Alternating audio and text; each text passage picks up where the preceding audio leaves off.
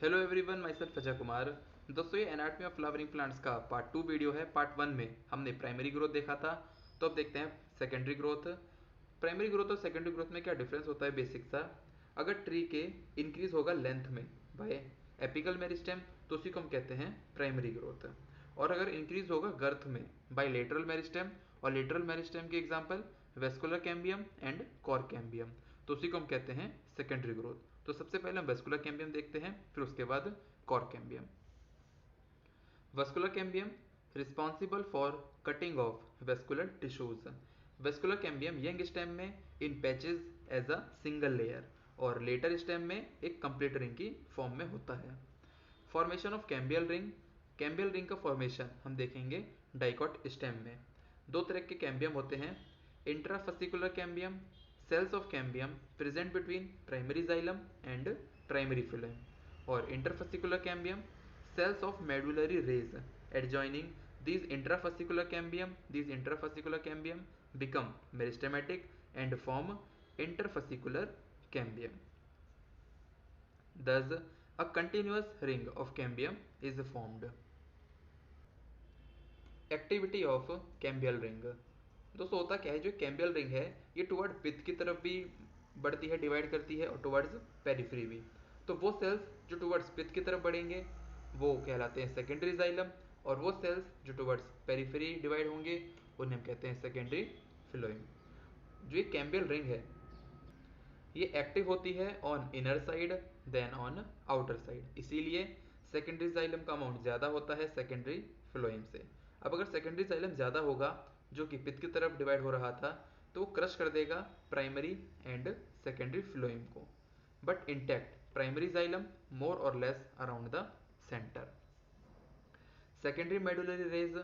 At some places, cambium forms a narrow band of parenchyma which passes through secondary xylem and secondary phloem in radial direction. दोस्तों, book में diagram देखना तो आपको समझ में आएगा कि सेकेंडरी मेडुलरी रेज क्या होते हैं। अब दो तरह के वुड होते हैं, spring wood and autumn wood. Activity of cambium under control of many physiological and environmental factors, जैसे कि इन टेम्परेट रीजन में climatic conditions are not uniform through the year. इन दोनों वुड में हम डिफरेंस देखते हैं, spring wood and autumn wood. Spring wood in spring season में और ये in winter season. Spring season में कैम्बियम वेरी एक्टिव होता है, इसीलिए produce large number of xylary elements, और ये जाइलरी एलिमेंट्स के पास जो वेजल्स होती हैं वो उनके पास वाइडर कैविटीज़ होती हैं, और ये लाइटर होते हैं कलर में और लोअर डेंसिटी। जबकि विंटर सीजन में कैम्बियम लेस एक्टिव होता है, produce fewer xylary elements, vessels with narrow cavities, darker in colour और हाइयर इन डेंसिटी। अब क्योंकि टू काइंड्स ऑफ वुड आ गए, स्प्रिंग वुड और ऑटम वुड, इसलिए इन दो काइंड ऑफ वुड्स की वजह से that appear as alternate concentric rings constitute annual rings, और ये एनुअल रिंग हेल्प करती है इन एज एस्टिमेशन में। इसके बाद हर्टवुड एंड सैपवुड।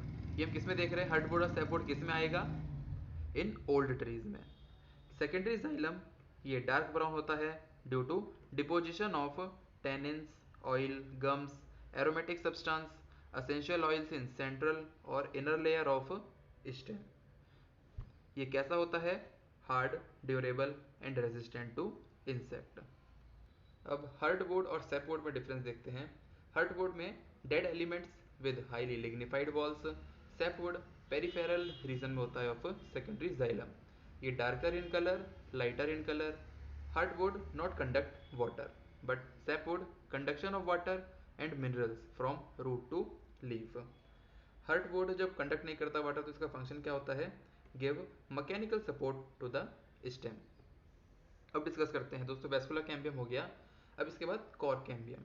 तो stem grow in girth by vascular cambium, outer cortical and epidermis layer get broken. अब जब ब्रोकन हो गई आउटर कॉर्टिकल और एपिडर्मिस लेयर, तो उसको need to replace by new protective layers, और वही प्रोटेक्टिव लेयर है कॉर कैम्बियम। कॉर कैम्बियम को क्या बोलते हैं, और फेलोजन। जब और ये कॉर कैम्बियम कौन से रीजन में होगी, कॉर्टेक्स रीजन में।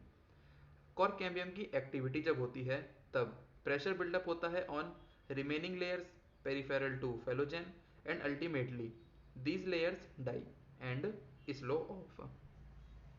अब फेलोजन क्या है देखते हैं। couple of layers thick, narrow, thin walled and nearly rectangular cells cut off on both side। अगर आउटर में कट होगा तो कॉर्क या फैलम बोलेंगे, अगर आउटर में अगर होगा तो उसे हम बोलेंगे कॉर्क और phellum. Cork phellum impervious to water due to suberin deposition in cell wall। और अगर इनर में कट ऑफ होंगे तो इनर में सेकेंडरी कॉर्टेक्स बोलेंगे या फिर फेलोडम। और ये फेलोडम कैसे होते हैं, पैरेन्काइमटस।